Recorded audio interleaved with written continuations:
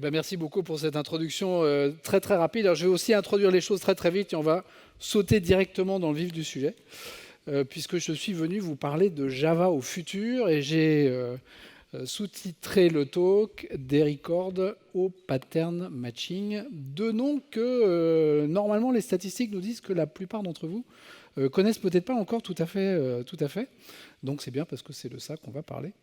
Et c'est super. Avant de vraiment démarrer, je voudrais remercier trois catégories de personnes. D'abord les organisateurs. On sort quand même d'une période pas facile. Et pour les organisateurs de conférences, c'est particulièrement difficile évidemment d'être obligé de reporter les événements, de les annuler, etc. Et puis remercier également tous les gens qui sponsorisent ces événements-là et qui permettent à ces événements d'exister et de renaître. Et puis évidemment au public qui répond présent. En tant que speaker, on est les rois dans ce genre d'événement. On arrive, on se met les pieds sous la table, on vous accueille, on vous file un badge, c'est super, on n'a quasiment rien à faire. Et remercier tous les gens et tous les bénévoles et tous les organisateurs qu'il y a derrière, ça fait vraiment partie des choses un peu minimales, j'ai envie de dire. Voilà. Donc, je m'appelle José, j'ai mis des liens ici qui rassemblent un peu tout le fatras de trucs que j'aime bien publier sur le net. J'ai été maître de conférence à l'université Paris 13, devenu Sorbonne Paris Nord pendant 25 ans. Et en avril dernier, donc il y a tout juste 6 mois, j'ai rejoint l'équipe Oracle qui s'appelle le Java Developer Group, qui est l'équipe qui développe Java en tant que Java Developer Relation Advocate. Voilà. Et donc c'est ma nouvelle tâche maintenant. Alors je suis plus vraiment Java champion parce que quand on travaille pour Oracle, on ne peut plus être Java champion. Mais je l'ai été pendant un certain temps, puis j'ai été également plusieurs fois Java Rockstar. Voilà. Et en même temps que Java 17, parce qu'on a sorti Java 17 il y a 5 semaines maintenant, on a ouvert un site qui s'appelle dev.java. Alors des sites en .java, il n'y en a pas beaucoup. Il y en a deux. Il y a inside.java et dev.java. Inside.java, c'est un podcast qui réunit beaucoup d'informations techniques sur Java. Si vous aimez bien les podcasts et si vous aimez bien écouter des choses pendant que vous faites du sport ou autre, vous pouvez vous connecter là-dessus. Les contributions, les podcasts sont vraiment super intéressants. Et dev.java, l'objectif, c'est de rassembler un peu toute la documentation qu'il y a sur plein de sites, oracle.com, java.com, etc., sur un seul endroit, et avoir une espèce de point d'entrée unique pour toutes ces documentations, et puis d'en profiter également pour faire des mises à jour, et puis rajouter au-dessus du contenu. Et puis je m'occupe aussi d'une conférence qui va avoir lieu en ligne à la fin du mois, qui s'appelle JChateau. Et si vous ne savez pas ce que c'est qu'une conférence, ou si vous êtes curieux de savoir ce que c'est, je vous invite à aller voir jchateau.org. Voilà. Donc à moins que vous ayez vécu dans une cave ces 10 dernières semaines, vous avez dû entendre parler que Java 17 vient de sortir. Et on pourrait se poser la question, mais pourquoi est-ce que Java 17, c'est une sortie qui est peut-être un peu plus importante que la 16 ou la 12 ou la 13 ? Eh ben, c'est parce que Java 17, c'est une version LTS. Et ça, c'est le résultat d'un sondage qui est assez simple. C'est à peu près 2 tiers, 1 tiers. Aujourd'hui, les applications, c'est 2 tiers Java 8, 1 tiers Java 11. Pourquoi est-ce que c'est 8 et 11 et pourquoi est-ce que c'est pas 9, 10 ou 12 alors qu'on en est à la 17 ? C'est parce que 8 et 11, ce sont des versions dites LTS. Donc Long Term Support, et ce sont les versions que les entreprises, donc que vos projets adoptent. Si vous êtes encore en 7 ou en 6 ou sur des versions même encore antérieures, ce que je vous souhaite vraiment pas, à titre personnel, je ne vais pas faire de sondage histoire de faire de mal à personne. Vous voyez, vous êtes même pas. Les espèces en voie de disparition, quelquefois, elles sont même pas dans les statistiques, vous voyez. Et là, malheureusement, c'est le cas. Qu'est-ce que ça veut dire LTS ? Je dois juste prendre 2 minutes pour parler de ça parce qu'il y a quelquefois pas mal de confusion. L'OpenJDK, c'est une association, on pourrait présenter ça comme une association en fait, qui s'occupe de développer ce truc que l'on appelle Java. Okay ? Et depuis la sortie de Java 10, on a une version qui sort tous les 6 mois, okay ? Donc 11, 12, etc., avec une version pousse l'autre. C'est-à-dire quand la 12 commence à sortir, il y a a priori plus de développement sur la 11, de même sur la 13, la 14, etc. Et ça, c'est le code source qui est produit et diffusé en open source et en licence assez libérale, gratuite, sur le site de l'OpenJDK, et qui est d'ailleurs maintenant sur GitHub. Vous pouvez aller télécharger ce code source-là sur GitHub. Prévoyez une grosse machine parce que c'est quelques gigas, le code source du JDK, quand même. C'est un peu gros. Et puis à la fin de chacune de ces petites barres vertes qui durent 6 mois, il y a une décision qui est prise.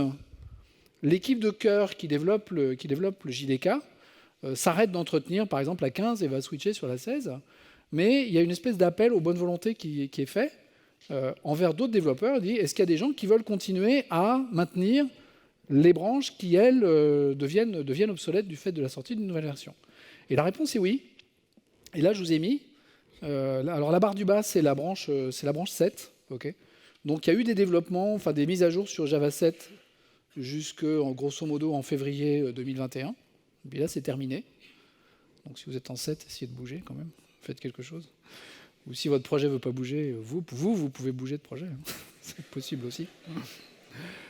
Celle du dessous, c'est la 8. Alors la 8, elle va encore évoluer pendant pas mal de temps. Ensuite, on a la 11. Et vous voyez que la 12 et la 14, il n'y a plus d'évolution, alors que la 13 et la 15, elles, continuent à évoluer, continuent à avoir des patchs, éventuellement des backports, des patchs de sécurité, ce genre de choses. Mais ça, c'est le code source. Okay. Avec le code source, il faut builder quelque chose, parce que ce que vous exécutez, ce n'est pas du code source, c'est du code compilé. Et les builds, eux, sont fournis. Alors, pendant 6 mois, ils sont fournis sur le site du JDK. Et c'est Oracle qui fait ces builds-là. Ça s'appelle l'Oracle OpenJDK. Ça dure 6 mois. Et il y a une première version et 2 versions patchées, 0.1, 0.2, pour toutes les versions majeures de Java. Et puis après, il y a toute une myriade de sociétés, dont Oracle, qui fournissent des builds du JDK. Et c'est ça que ça veut dire LTS. Et LTS, ça veut dire que pendant un certain nombre d'années, vous avez la garantie que vous allez avoir des builds du JDK qui vont vous être fournis par, j'ai envie de dire, un prestataire de service. Alors, c'est des gros prestataires de service en général. Oracle, c'est une entreprise assez importante. Mais ce sont ces entreprises-là qui fournissent les builds du JDK. D'accord. Tout à fait en bas, c'est les builds du JDK 7. Donc, ça va s'arrêter fin 2022. Juste au-dessous, ensuite, je pars du bas, c'est Java 8. Donc, ça, il y en a pour quelques années encore. JDK 11, on va en avoir pour jusque début 2024. Ça, c'est la garantie. Il est possible que ça aille au-delà. Et donc, la 17, c'est une LTS. Donc, on a la garantie que la 17, on va l'avoir pendant quelques années. On va avoir des mises à jour, des pages de sécurité, etc. sur les distributions binaires de JDK 17. C'est ça que ça veut dire LTS. Et avec Java 17, avec le JDK 17 plus exactement, il y a une deuxième promesse qui est faite, c'est qu'on va changer de release cadence. Jusqu'à 17, les versions LTS c'était tous les 3 ans. Donc la prochaine version, ça aurait dû être, qu'est-ce que je dis? Oui, ça aurait dû être la 23, donc 6 versions. Et à partir de la 17, alors c'est pas encore tout à fait fait, mais il y a toutes les chances que ça va être fait, on va passer à une release cadence de une version LTS tous les 2 ans plutôt que tous les 3 ans. Donc la prochaine LTS, ce sera la 21, dans 2 ans. Alors je ne vais pas rentrer dans les détails, il y a pas mal de raisons à ça. La première chose qui est plutôt bénéfique pour nous qui faisons du développement, qui développons des applications, c'est que toutes les nouveautés dont je vais vous parler dans la suite, elles ne sont pas dans la 17, il y en a certaines qui sont dans la 17, mais même si vous ne prenez pas la 17, vous pourrez prendre la 21, c'est-à-dire dans 2 ans. On va pouvoir bénéficier des nouveautés sur nos projets, vu que les projets ne prennent que les LTS, plus tôt et plus souvent. Ça, c'est les 2 bénéfices, à mon avis, les plus intéressants sur les applications qu'on développe. Et la deuxième chose qu'Oracle a annoncé, c'est que ce qui était payant jusqu'à présent va devenir gratuit. C'est-à-dire que pendant 3 ans, c'est-à-dire 2 ans de vie de la LTS, plus 1 an, la licence qui était payante avant pour utiliser l'Oracle JDK dans un contexte de production va devenir gratuite. Enfin, est devenue gratuite. Et il y a un chevauchement de 1 an. Ça veut dire que si vous voulez aller de LTS en LTS, vous pouvez le faire en licence gratuite, et vous avez 1 an pour passer d'une version à l'autre sans changer de licence. Ce qui est, à mon avis, un bénéfice tout à fait intéressant. Voilà. Ça, c'est ce que je voulais vous raconter sur l'LTS. Ah oui, puis alors, il y a un dernier truc, c'est que non seulement cette licence est gratuite, mais on n'a plus besoin de cliquer sur un bouton pour dire « oui, je suis d'accord pour le télécharger ». Je comprends la licence, mais puis c'est pas vrai. Donne-moi le binaire que je puisse commencer à travailler. Et ça, pour les gens qui ont des Jenkins, par exemple, à Jenkins, ça n'a pas forcément de 2 doigts pour cliquer sur le bouton, ou qui font du Docker ou des trucs comme ça. Alors, c'est pas forcément tout le monde, mais c'est quand même assez intéressant d'avoir ce genre de choses et de se dire finalement, je vais pouvoir créer un script qui va me télécharger le machin, parce qu'il n'y a plus besoin de cliquer pour aller le chercher. Donc ça, c'est les 2 modifications au niveau du JDK que vous pouvez télécharger sur les liens que je vous ai donnés sur le site d'Oracle. Donc on appelle ça, le truc d'avant c'était la new release cadence. Mais vous savez, à chaque fois que vous appelez un truc new quelque chose, arrive forcément un moment où le new, c'est un new après. Hein, et voilà. Après, il y aura peut-être une new release cadence, je sais pas, on verra ça. Voilà. Alors, qu'est-ce qu'on a dans ces trucs-là? Parce que c'est peut-être de ça que vous êtes venu entendre parler. Je vous ai fait une espèce de petit switch rapide sur un certain nombre de fonctionnalités qui sont sorties depuis la 11. D'accord? Je vais supposer que vous êtes à peu près au point sur la 11. En fait, non, je ne vais pas le supposer, parce que je vais vous montrer les trucs de 9 et 10 également, qui sont intéressants. Et tous ces machins-là, en fait, ça converge sur un truc. Vous voyez le truc qui est en jaune, là, en bas, qui s'appelle Record and Array Pattern Matching. Et il y a un projet à l'intérieur du JDK qui s'appelle le projet Amber, qui est un projet super important, dont l'objet est en fait d'apporter ce qu'on appelle le pattern matching à l'intérieur du langage Java. Et c'est de ça que je voudrais vous parler aujourd'hui. Il y a des trucs qui sont déjà disponibles, des trucs qui sont déjà présents, avec lesquels on peut jouer, et je vais vous les montrer dans l'IDE. Et puis il y a des choses qui ne sont pas encore présentes, que je ne peux pas encore vous montrer, parce que ce n'est pas programmé. Même dans les branches de préversion de 18, hein, parce qu'on a déjà des early access de 18 qui sont disponibles. On n'a pas encore les trucs. Le projet Amber, pourquoi est-ce qu'il s'appelle Amber, ce projet? C'est en relation avec un cycle de nouvelles que certains d'entre vous connaissent peut-être, The Chronicle of Amber. Ça date des années 80. Et c'est des livres qui ont été publiés sur des histoires de royaumes et d'univers parallèles, de multivers. Et en fait, dans cet univers de Amber, il y a des patterns sur lesquels les gens marchent pour passer d'un univers parallèle à l'autre. Ils ne sont pas complètement parallèles puisqu'ils se touchent, hein, mais bon. Voilà. Et donc c'est de là que ça vient. Alors ça a été traduit, le pattern dans les traductions françaises a été traduit par Marel. Alors, évidemment, si je vous dis on va parler de Marel pour les nouveautés de Java, ça vous fait un peu bizarre, mais donc on va parler de pattern quand même. Voilà. Et donc voilà de quoi je vais vous parler. Et moi, comme j'aime bien coder, je vais switcher sur l'IDE. Vous préférez voir des slides ou vous préférez voir du code? Quels sont ceux qui préfèrent voir des slides? Je vous adore. 0 personne. Donc j'ai fini avec les slides. Je suis désolé, je serai obligé de les reprendre un petit peu parce qu'il y a des trucs que je ne peux pas vous montrer comme ça. Bon, je vais supposer que c'est assez gros. Ouais, c'est assez gros. Il y a de la place devant. Hein. Si c'est trop petit pour les gens qui sont derrière, descendez devant. Ça va simplifier les choses. Voilà. La première chose dont je voudrais vous parler, c'est les records. Alors, qu'est-ce que c'est que ces records? C'est un nouveau concept de classe destiné à transporter des données. Okay. Je vous ai mis un record ici, qui s'appelle range, d'accord. Et puis, vous voyez que dans la déclaration, j'ai cette espèce de machin qui est là, qui vient avec la déclaration, avec le nom de la classe, en quelque sorte. Un record, c'est une classe, d'accord. En interne, c'est compilé avec une classe. C'est une classe qui a deux caractéristiques. Premièrement, elle est finale, donc je ne peux pas l'étendre. Je ne peux pas dire qu'un record étend quelque chose. Pardon, je ne peux pas dire que quelque chose est un record. Et puis, elle étend déjà une classe qui s'appelle record, qui est interne au JDK. Et donc, je ne peux pas dire que mon record étend autre chose que cette classe-là.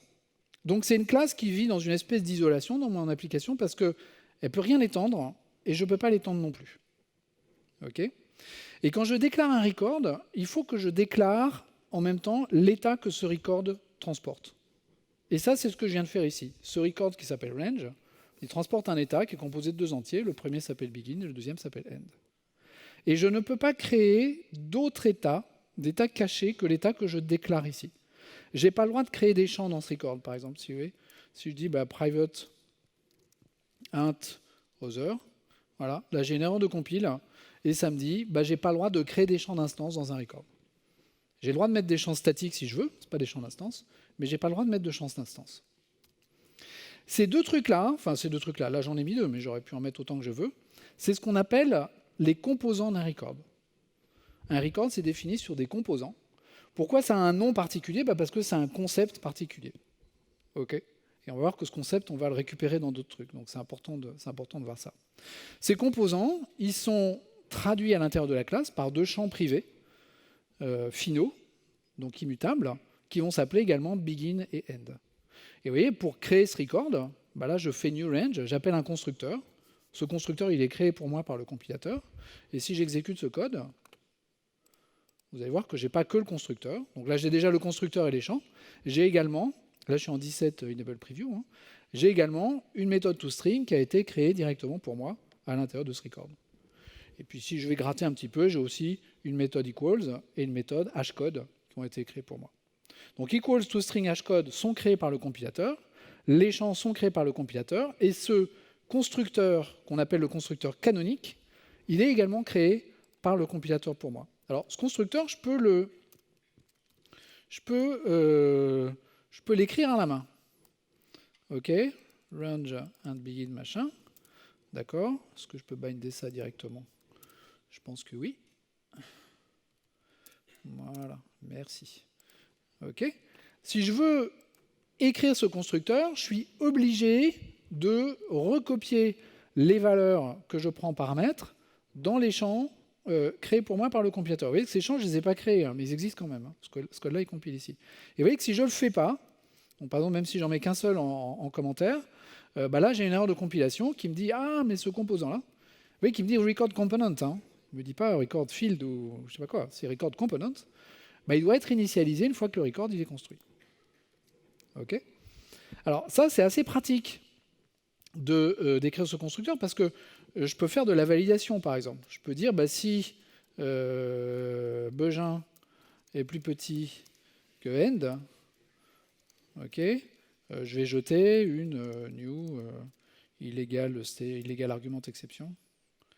Voilà, si je mets state, je vais me faire gronder par Rémi. Donc voilà, hop là. Vas-y. Voilà. Et là, il me dit, bah, je lui dis end must be greater than begin. Voilà. Donc je peux faire de la validation dans ce truc-là. D'accord? C'est à ça que ça sert, hein, grosso modo. Surcharger le constructeur canonique, ça sert à deux choses. Faire de la validation comme je fais ici, ça peut me servir aussi à créer des copies défensives. Un record, c'est censé être immutable. Si je prends par exemple un tableau en paramètres, ou une liste, ou une date, donc des objets mutables, je vais créer des copies défensives de façon à vraiment me protéger contre les interactions avec l'extérieur. Donc ça, j'ai absolument besoin de faire ça. Et vous voyez que IntelliJ, il me dit « Oh, mais là, il m'a mis ça en gris clair. » Gris clair, ça veut dire qu'il y a quelque chose à me dire. Hein. Et il me dit « Mais tu sais que là, ton constructeur canonique, tu peux l'écrire de façon compacte. » Et le constructeur compact, c'est juste ce machin-là. J'ai plus besoin de mettre les composants. Pourquoi j'ai pas besoin de les mettre? Parce qu'un record, c'est construit sur des composants. Hein. Le compilateur le sait, et donc j'ai pas besoin de lui dire. Et puis j'ai pas besoin de recopier les arguments dans les champs, parce que de toute façon, le constructeur canonique, il fait ça. Il doit le faire, c'est absolument obligatoire. Il le fait par défaut, donc j'ai pas besoin de le dire. Et donc, je me retrouve à écrire dans mon record uniquement les règles de validation, en fait, dans un truc qui porte le nom du record. Et ça, c'est vachement pratique. Alors, ça m'empêche pas de créer d'autres constructeurs. Hein. Par exemple, je pourrais créer un constructeur vide. D'accord? Ce constructeur vide, dès l'instant que je crée un autre constructeur, je dois forcément, directement ou indirectement, appeler le constructeur canonique. Ça, c'est une obligation. Je ne peux pas faire autrement que ça. Et vous voyez, là, le message d'erreur, il me dit, ce constructeur-là, il faut qu'il appelle un autre constructeur. Et à la fin, j'aurai le droit d'appeler un troisième constructeur, mais à la fin, le dernier constructeur que j'appelle, il doit appeler le constructeur canonique. Donc là, je peux dire, par exemple, voilà, 10, 0, 0, par exemple. Et là, il est content. Je ne peux pas construire un record autrement qu'en appelant son constructeur canonique. OK? Je ne peux pas construire un record autrement qu'en appelant son constructeur canonique. Et ça, c'est super important. Voilà. Et dernier truc sur le record, j'ai aussi des accesseurs qui sont créés. Bon, je peux juste vous montrer en vitesse. Hein. Là, c'est quoi? C'est alors range. Peut-être que je vais le mettre au bon endroit. Range.begin. Voilà. Donc là, j'en ai un qui s'appelle begin. Alors, ça ne suit pas le machin sur les getters. OK, mais peu importe. De toute façon, c'est pas un bin, hein, donc c'est pas embêtant d'avoir ça. Et puis là, n, voilà. Ces deux méthodes begin et n qui sont les accessoires du record que je peux surcharger aussi. Pourquoi j'ai besoin de les surcharger? Pour faire de la copie défensive également. Hein. Si j'ai une liste à l'intérieur de mon record, une array list, ce que je retourne, c'est forcément une copie de cette array list. Hein, sinon, j'ai pas un vrai objet immutable. Voilà. Et si je veux, je peux également implémenter des interfaces. Je n'ai pas le droit d'étendre des classes, mais j'ai le droit d'implémenter des interfaces. Donc si je veux, par exemple, un range, ça pourrait implémenter itérable, d'integer. Voilà. Tu as besoin d'une méthode qui est itérator. Bah oui, voilà, parfait. On va retourner un nouvel itérator. Super. On va se créer un index à l'intérieur de ce truc-là. On va partir de begin. Là, j'ai cette syntaxe un peu zarbi parce que mon record, c'est un record local, hein, ici, pour ça. Et puis là, je vais dire as next, bah, c'est index inférieur à end. Voilà. Et puis next, c'est quoi? C'est index plus plus. Voilà, comme ça. Ça, j'en ai pas besoin. Voilà. Et donc là, maintenant, comme j'ai un truc qui est un itérable, je peux dire, voilà, pour i dans mon range, hein, dans cette syntaxe-là, je peux passer les objets itérables. Voilà. Affiche-moi i. Et là, si j'affiche ce truc-là, ça devrait m'afficher. Bravo. Qu'est-ce que j'ai fait?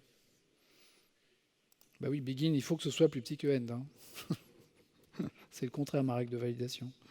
Je jette l'exception quand je suis dans l'autre cas. Oui. Et puis si j'éteins la fenêtre dans laquelle ça s'affiche. Allez, s'il te plaît. Voilà. Donc là, il est content. OK. Donc voilà comment les records fonctionnent.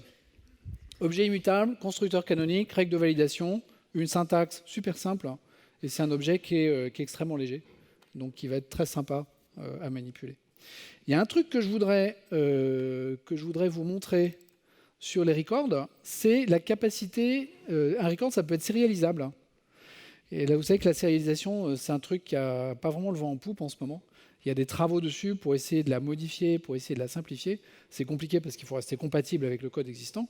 Mais les records, il y a un gros effort qui est fait sur ce truc-là et que je vais vous montrer. Je vais me créer. Donc j'ai créé mon même record que tout à l'heure. Pardon, je vais commencer avec la classe. Excusez-moi, ça c'était correct. Voilà. Donc je me suis créé une classe qui est grosso modo fait la même chose que le record que j'avais tout à l'heure, avec un begin et un end. Et cette classe-là, je n'ai pas encore écrit la règle de validation dedans.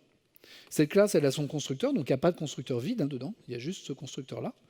Constructeur vide par défaut, il est dedans. Puis j'ai mis une méthode toString dedans. Et je vais créer donc un range volontairement corrompu qui commence à une borne 10 et se termine à une borne 0. Donc c'est l'inverse de ce que je voudrais faire. Et je vais l'écrire dans un fichier en le sérialisant. OK. Donc je vais exécuter ce machin-là. Voilà, mon fichier il a été créé. Je ne vais pas vous montrer, peu importe. Et puis maintenant, je vais relire le fichier. Voilà.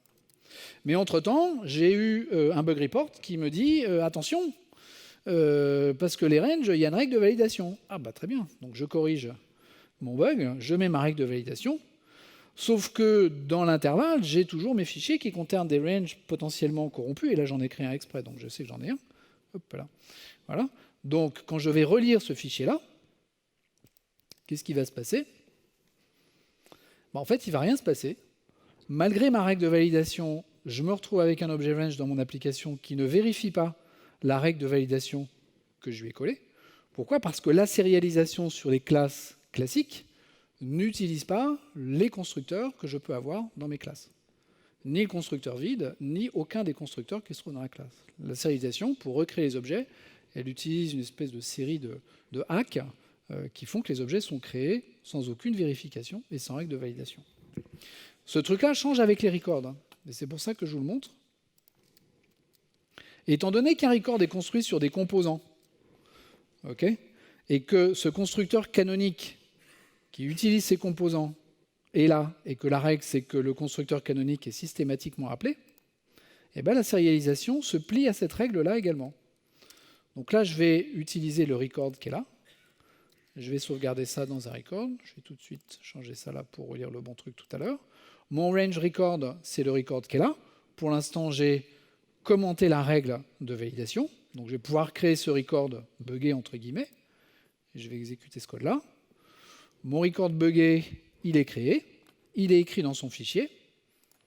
Je corrige mon bug, je rajoute ma règle de validation. OK. Et je vais maintenant relire ce record. Ici. Là, j'utilise des var ici. Donc, ça veut dire que je n'ai pas besoin de changer le type. Le type, il change tout seul. C'est le compilateur qui va le trouver tout seul comme un grand. Et maintenant, si j'exécute ce code, là, j'ai ma règle de validation qui a été exécutée. Pourquoi? Parce que la sérialisation utilise le constructeur canonique pour désérialiser les records. Donc j'ai un changement de comportement de la sérialisation entre les classes traditionnelles qui continuent à fonctionner comme elles fonctionnaient avant et les records. Et donc ça, c'est la correction d'une faille de sécurité qui est importante pour les applications. Ça veut dire que les records, si je veux les utiliser pour faire des DTO, des objets de transfert, j'ai la garantie quand je reçois des DTO, quand je suis dans un code qui reçoit des DTO, que j'écris des règles de validation sur ces DTO qui sont des records, j'ai la garantie que les objets que je reçois vont être valides du point de vue de ces règles de validation. Je ne peux pas avoir d'objets corrompus qui arrivent de cette façon-là. OK, ça c'était pour les records. Alors, le deuxième truc, c'est pas ça que je vais vous montrer d'ailleurs, c'est ça que je vais vous montrer. Le deuxième truc que je voudrais vous montrer, on va assembler le puzzle à la fin, ne vous inquiétez pas.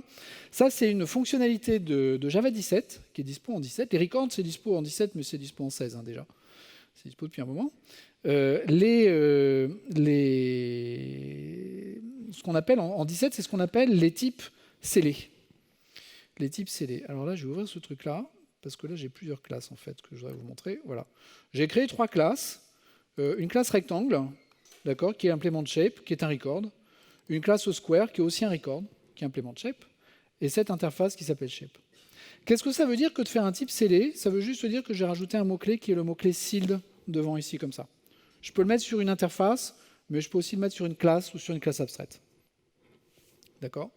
Et qu'est-ce que ça veut dire? Ça veut dire que cette interface-là, enfin n'importe quel type, c'est une interface, mais ça pourrait être n'importe quel type, cette interface-là, il va falloir que je déclare les types qui ont le droit de l'implémenter. Okay, et là, j'ai une clause qui s'appelle la clause permits. Et là, je vais mettre, par exemple, square et rectangle. Okay. Circle, pour l'instant, je vais le laisser en dehors de ça. Voilà. Donc une interface scellée, c'est une interface qui connaît ses implémentations. J'ai 2 contraintes sur ces classes d'implémentation. La première, c'est qu'elles doivent être dans le même package que l'interface, si je n'utilise pas les modules. Et si j'utilise les modules, il faut qu'elles soient dans le même module que l'interface. Pourquoi ça? Parce que le compilateur veut voir l'interface et tout son arbre d'héritage au même moment. Il n'est pas question de dire, voilà, j'autorise telle classe qui n'est pas là à t'implémenter, mais tu la verras plus tard. Et le plus tard, si ça veut dire jamais, c'est pas une bonne idée. Donc le compilateur, il veut la voir maintenant. C'est comme ça que ça marche. Si jamais je veux étendre ce truc-là, ce truc cercle, là, je vais virer son radius et je vais en faire une classe normale. OK. Je pourrais dire aussi, voilà, tu peux être implémenté par circle. Là, j'ai une erreur de compilation. Pourquoi? Parce que une classe qui implémente cette interface, ou qui étend un type C d'une façon générale, doit elle-même déclarer son statut vis-à-vis de l'héritage. Là, j'ai mis des records, et les records, je vous ai dit, c'est des classes finales. Donc le statut d'un record, c'est final, donc le principe est content. Par contre, ici, je n'ai pas dit que c'était final. Et donc là, le mécanisme qui vérifie les types scellés me dit « tu ne m'as pas dit que c'était final ». Bon, je te dis que c'est final, hop, là, avec un seul L. Et là, ça va résoudre le problème. Et puis, il faut que je lui dise que ça implémente shape, sinon il ne va vraiment pas être content. Ça, c'est plus classique. OK. Donc, un type scellé peut être étendu par des classes finales. Il peut également être étendu par des classes non-sealed, de cette façon-là. C'est-à-dire que dans ma hiérarchie de type scellé, je peux dire ça, c'est un point d'extension possible, mais que je maîtrise. Okay. Et donc là, je peux étendre cette classe non-sealed sans problème. Une classe non-sealed, c'est comme une classe normale, simplement vis-à-vis du mécanisme de sceller des hiérarchies de classes et de types, je déclare que cette classe est une classe ouverte. OK. Donc ça, c'est les classes scellées. Bon, c'est sympa. Qu'est-ce qu'on peut en faire? Et bon, on va en faire quelque chose. Ouais, toi, t'es pas content parce que... Voilà, je vais se remettre comme ça. Qu'est-ce qu'on peut en faire? On va se balader du côté du instance of. Et là, voilà, je vais juste nettoyer ça. On a un truc qui s'appelle le pattern matching pour instance of, qui a été introduit, je ne sais plus quand. Je devrais le savoir, mais je ne sais plus quand. Il y a un certain temps, et qui permet de faire du pattern matching sur les instances of. Alors, qu'est-ce que c'est que le pattern matching sur les instances of? Ici, j'ai une méthode qui s'appelle surface et qui prend une shape en paramètre. Je voudrais rajouter une méthode qui me permet de calculer la surface de cette de ces objets shape. La façon classique en programmation objet de faire ce genre de choses, c'est de se dire je vais rajouter une méthode sur mon interface shape, d'accord, que je vais appeler surface, et puis comme ça, je vais imposer à toutes les classes de ma hiérarchie d'implémenter cette méthode shape, de cette méthode surface. Ça, c'est la façon classique de la faire de la programmation objet, et c'est une façon qui amène en fait des solutions, bien sûr, mais aussi pas mal de problèmes. Parce que ça veut dire que on se retrouve dans les applications d'informatique de gestion avec un objet qui s'appelle facture ou qui s'appelle contrat, qui possède toutes les méthodes dont toute mon application a besoin. Et moi, je travaille dans un module. J'ai besoin de cet objet contrat qui a 50 champs et 70 méthodes, alors qu'en fait, je n'utilise que 2 champs et 3 méthodes de cet objet. Sauf que pour le tester, je suis obligé d'avoir le vrai objet contrat avec toutes ces règles de validation. Ça devient horrible de créer des contrats. Et je paye ce prix alors que j'ai besoin de rien. Et puis que dès que quelqu'un met à jour cet objet contrat, on recompile toute l'application. Ce truc-là, en fait, c'est ce qui fait qu'on manipule des monolithes plutôt que des applications modulaires. Je peux me dire les choses inverses. En fait, le module métier sur lequel je travaille, lui, va consommer des DTO, qui sont des records.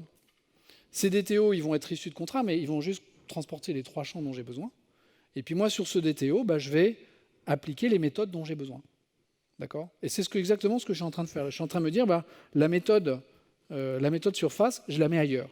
Je ne la mets pas sur shape. Ce n'est pas une bonne idée de la mettre sur shape. Alors après, j'ai plusieurs types de shape. Okay,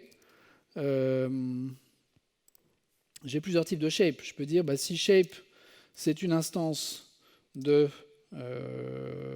rectangle, je vais retourner. Je crois que je peux le faire comme ça. Shape.height. Qu'est-ce que c'est cool.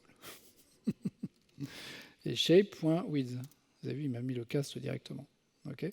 Et puis je peux dire else if shape instance of. C'était quoi l'autre? C'est square. Voilà. Pof. Là, je vais retourner. Shape.edge fois la même chose. Shape.edge. Voilà. Et puis évidemment, si j'oublie de mettre le return 0 ici, là j'ai une erreur de compilation parce que le compilateur va me dire mais tu as un point de sortie de la méthode par lequel tu fais rien. C'est idiot parce que moi je sais que shape n'a que 2 implémentations possibles. La première c'est rectangle et la deuxième c'est square. Pourquoi je le sais? Parce que c'est une interface scellée et que le compilateur il sait ce qui peut implémenter ce machin-là. Donc là, j'ai un peu de problèmes. J'ai déjà cette syntaxe horrible, là. Ça, on l'a partout dans les applications. On l'a partout. En quoi consiste le pattern matching pour instance of? Pattern matching pour instance of dit, tiens, ce machin-là, alors c'est dommage, l'IntelliJ ne fait pas le refactor. J'aurais bien aimé faire POF, voilà, mais il ne sait pas faire ça. Je vais dire, ici, je vais rajouter un nom de variable, rectangle. Vous voyez, ça continue à compiler. Et puis utiliser cette variable ici. Voilà, dire là, ça c'est un rectangle, et ça c'est un rectangle aussi. D'accord? Et puis ça c'est pareil, ça c'est mon square, et là c'est square.edge, et square.edge. Alors, si je vous le montre comme ça, et si j'arrête la présentation comme ça, bonne soirée à tous, à plus tard, vous allez dire, c'est un sucre syntaxique, c'est vachement sympa. C'est vrai, on peut le voir comme ça, mais on peut surtout se rendre compte qu'en fait, c'est un nouveau concept qui arrive dans le langage et qui va vraiment le révolutionner. Parce que ça, c'est du pattern matching. Ce truc-là, c'est quoi ce machin-là, rectangle, rectangle? C'est pas la déclaration d'une variable. Là, j'ai instance of, et j'ai cette espèce de machin à droite. Ce truc-là, ça s'appelle un pattern. Je suis en train de me poser la question, est-ce que shape, ça match la déclaration rectangle, rectangle? Donc, grosso modo, c'est ça que je suis en train de me poser comme question. D'accord? Et si c'est vrai, cette variable rectangle, je vais pouvoir l'utiliser. Mon pattern, il a un nom, c'est un pattern de type, puisque là, je check si ma variable a le bon type. Et il a une variable rectangle qu'on appelle une binding variable dans les docs en anglais. C'est une variable de liaison qui est créée si shape matche bien ce truc-là. Et ça, c'est du pattern matching. C'est pattern matching pour instance of. Si je veux, je peux aller plus loin. Je peux dire, et puis rectangle.width, strictement positif, par exemple. D'accord? Et ça, c'est toujours un pattern. Ce machin-là, c'est toujours un pattern. Le et, ça ne peut pas être un truc booléen, puisque à gauche, je n'ai pas un booléen. C'est pas le et de l'opération booléenne. Hein. Ça peut pas être ça. Hein. Ça, c'est le et, c'est ce qu'on appelle un guarded pattern, c'est-à-dire que ce truc-là, c'est un pattern qui est composé d'un pattern de type et puis de ce garde qui va me dire, bah oui, mais ce machin-là, ça match uniquement si la largeur de mon rectangle, elle est positive. OK. Donc là, je résous déjà un premier problème. Enfin, moi, j'appelle ça la résolution d'un problème, au sens où j'ai plus besoin de faire ce cast à l'intérieur du truc et tout ça. Le pattern matching, ça me permet de faire ce machin-là. D'accord ? Mais je vais aller un cran plus loin. Je vais récupérer ça, parce que le truc que je ne vois pas, c'est que dans ce if, else if, je n'ai pas besoin du return 0 essentiellement. Et ça, je vais le faire dans un switch. D'accord ? Je vais mettre ça là. Et plutôt que de faire ça avec un if, parce que ce if, else if, ça a la structure d'un switch. Donc je vais faire un switch. Je vais switcher sur shape. OK. Je vais récupérer ça. Et je vais dire, si case c'est mon rectangle, à ce moment-là, tu vas retourner ce truc-là. OK. Et vous voyez que c'est en train de compiler mon truc. Hein. Vous êtes en train de vous dire, mais qu'est-ce que c'est que ce code? C'est pas possible. Non, ça compile. Hein. C'est du vrai code, c'est du Java. Hein. Voilà. Pourquoi t'es pas content? Parce qu'il te manque le return. Hop là. Et ce machin-là, je vais le virer. D'accord? Est-ce que j'ai besoin du 0? Ah, il veut que je lui mette son 0. Pourquoi il veut que je lui mette son 0? Missing return statement. Oui, pardon. Il a besoin de son 0. OK. Là, ce que j'ai fait, c'est que j'ai récupéré ce truc qui s'appelle le pattern matching et je l'ai mis dans le case de mon switch. OK. Et ici, c'est exactement comme dans le instance of, je peux utiliser la binding variable qui est là. OK. Ça, c'est le switch qu'on connaît. Hein. C'est le switch, c'est le switch statement qu'on a depuis Java 1. Mais depuis une version un peu plus récente de Java, okay, je peux aussi faire des switch expressions. C'est-à-dire que pour ça, il suffit que je remplace ce machin-là par une petite flèche. Okay. Ça devient une expression, c'est-à-dire que ce switch-là, il produit une valeur que je peux retourner directement. Et là, j'ai plus besoin du return qui est là. Et s'il ne compile pas, c'est parce qu'il lui manque un point-virgule, parce que maintenant, j'ai une expression. Et là, vous voyez que je n'ai pas de défaut. Et le return, si je mets un return 0 ici, si je mets un return 0, là, j'ai une erreur de compilation. Parce qu'il dit, le return 0, là, tu ne vas jamais pouvoir l'exécuter, ce return 0. Pourquoi est-ce que je ne peux pas l'exécuter? Parce que le compilateur sait que shape, qui est une interface, n'a que 2 implémentations, rectangle et square, et donc que le switch que j'ai là, il est complet. OK. Donc ça, c'est une autre façon, si vous voulez, d'implémenter des méthodes sur les trucs. Quel était l'intérêt de se dire, sur shape, je vais rajouter une méthode? C'est que si je rajoute une méthode sur l'interface, toutes les classes qui n'implémentent pas cette méthode vont s'arrêter de compiler. Classique. Mais maintenant, si je rajoute une classe dans mon jeu de classes autorisé, j'en fais un record, un circle, ça va être plus simple. Int radius, cubitus, etc. Vous connaissez le truc. Hein. Shape. Voilà, donc là, je suis content, ça compile. Je vais retourner dans mon switch. Là, j'ai une erreur de compilation dans le switch parce que le compilateur est capable de se rendre compte que le switch ne couvre pas tous les cas possibles des implémentations de ce truc-là. Donc, j'ai le bénéfice du truc que j'avais avant, qui était que si je rajoute une méthode dans l'implémentation, dans l'interface, les implémentations s'arrêtent de compiler. Là, j'ai toujours le bénéfice qui est là. D'accord? Donc, je vais rajouter case circle.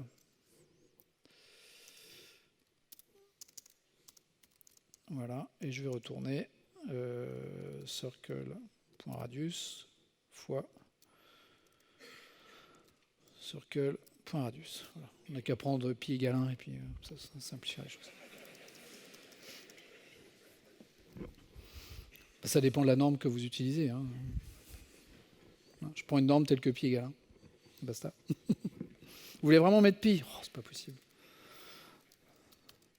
Voilà. Je signale que c'est pour ça que ça retourne un double. Hein. Parce que avant, ça pouvait retourner un entier. Hein. Pardon. OK. D'accord? Donc ça, c'est le pattern matching pour Switch. J'ai même des petits sucres syntaxiques qui sont vraiment sympas dedans. Par exemple, je peux mettre un case nul. Ah, super. Throw, new, illégal, argument exception, blablabla. OK? Je peux traiter les valeurs nulles à l'intérieur de la switch expression. Je peux même mettre un truc comme ça aussi, si je veux. Je peux mettre un guarded pattern et rectangle point width supérieur à 0. Pourquoi est-ce que je peux mettre un guarded pattern? Parce que le truc que j'ai là, c'est un pattern. Le et, c'est pas le et booléen. Hein. Un switch, ça prend pas de booléen. Hein. Je ne peux pas faire de switch sur les valeurs booléennes. Hein. Ce sera vachement intéressant de faire un switch sur des valeurs booléennes. Autant faire un if. Hein.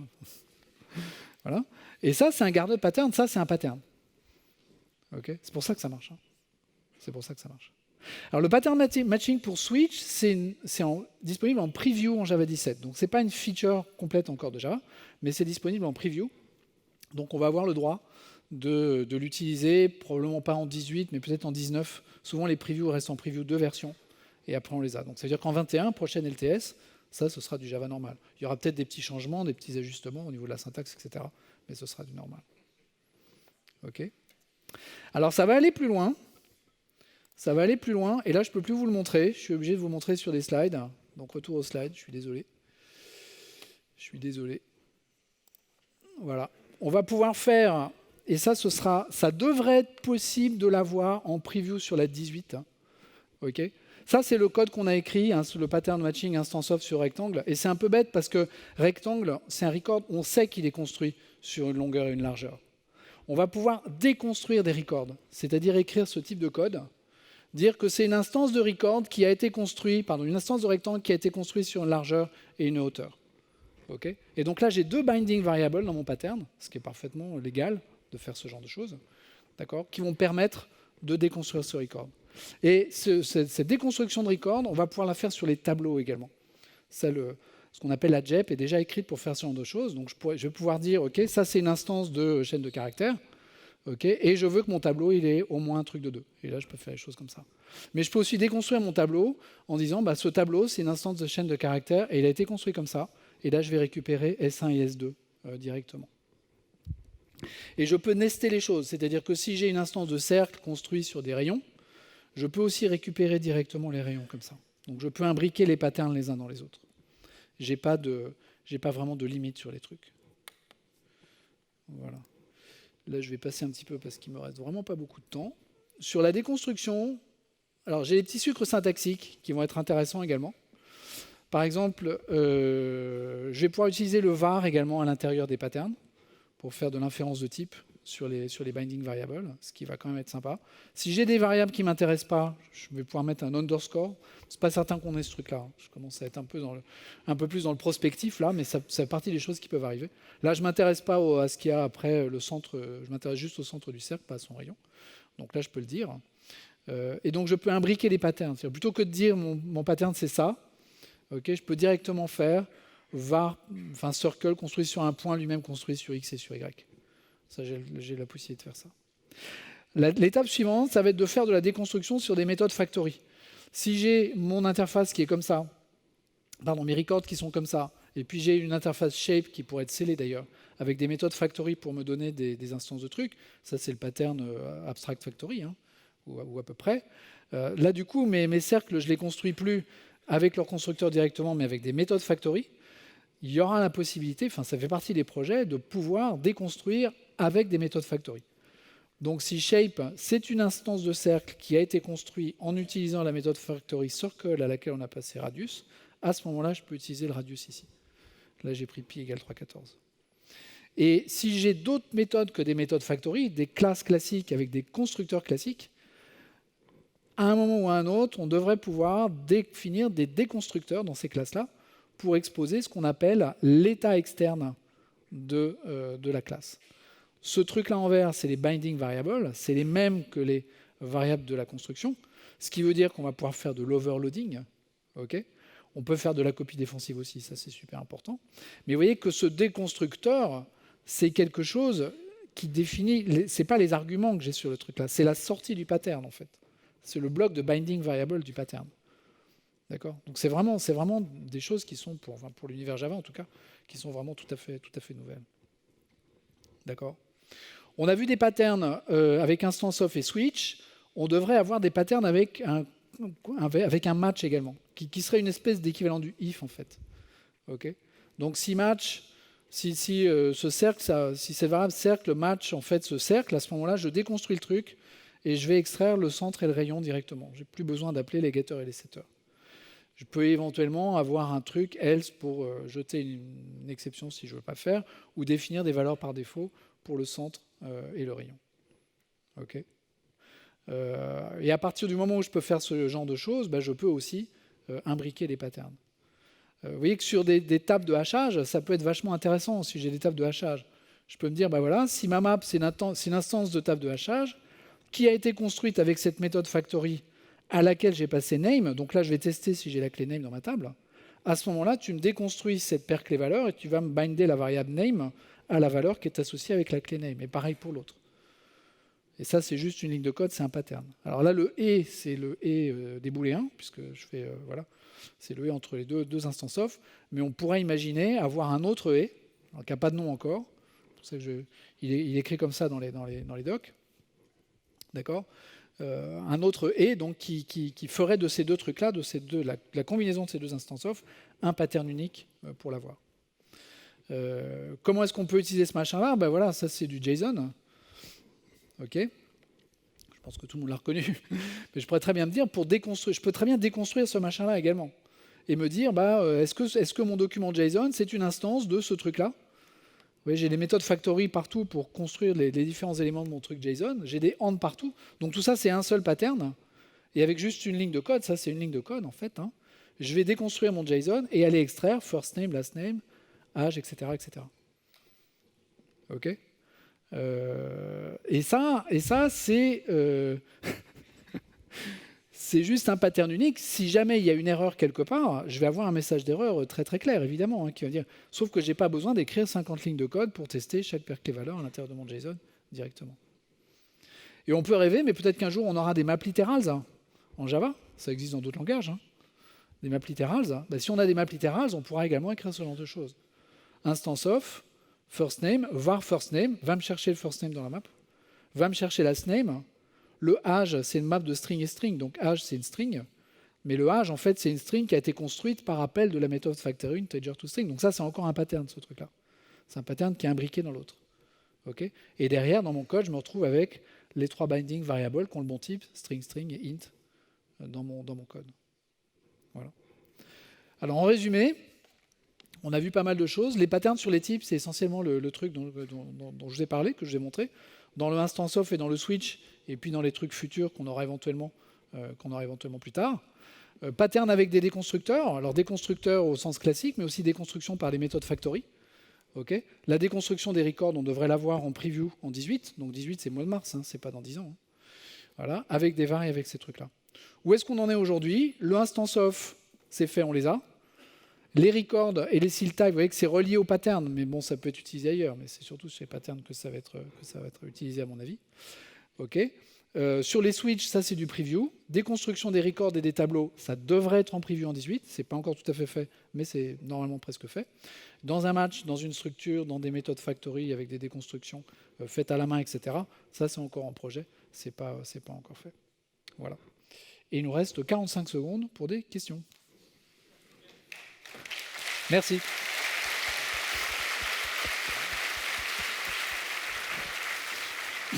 Je te remercie. Merci. En même temps, on l'avait dit dès le début, que ça allait être dense. J'ai pas dépassé. Techniquement, j'ai pas dépassé. Donc vous avez 30 secondes pour une question. et la réponse en même temps. Ça veut dire que la question doit être courte et la réponse aussi. J'arrive.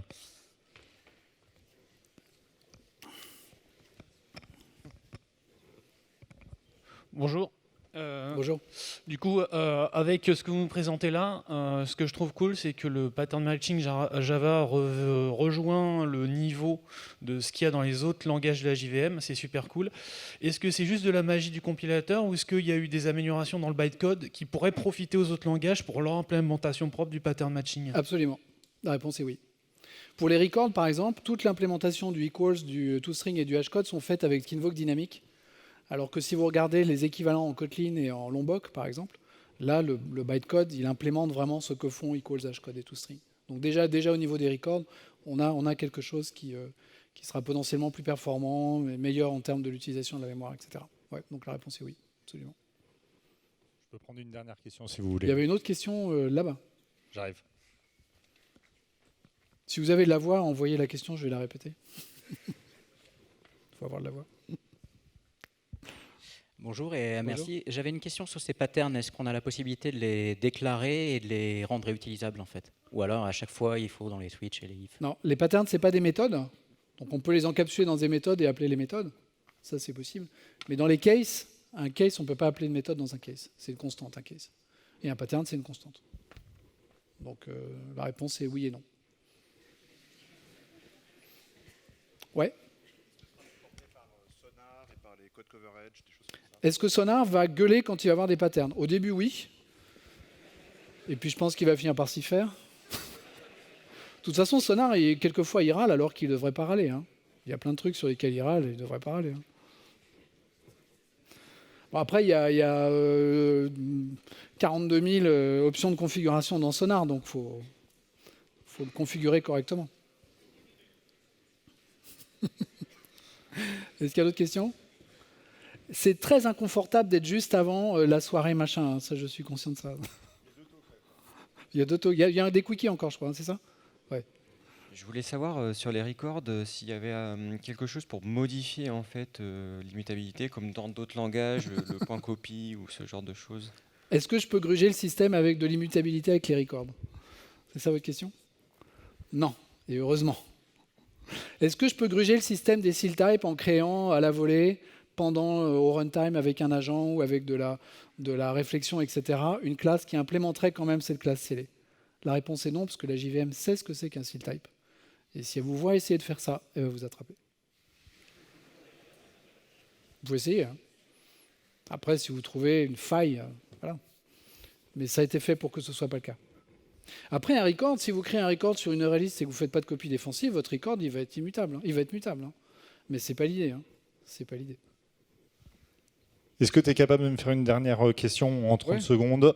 Et je prends cette dernière question.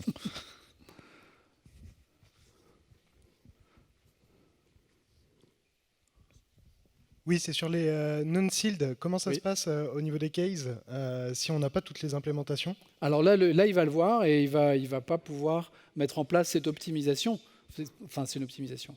Il va pas pouvoir exploiter cette information qui connaît l'intégralité des types qui ont le droit en l'occurrence d'implémenter cette interface. Donc ça, ce ne sera pas disponible. Il faudra mettre soit un default, soit du code à l'extérieur du switch. Ouais, tout à fait.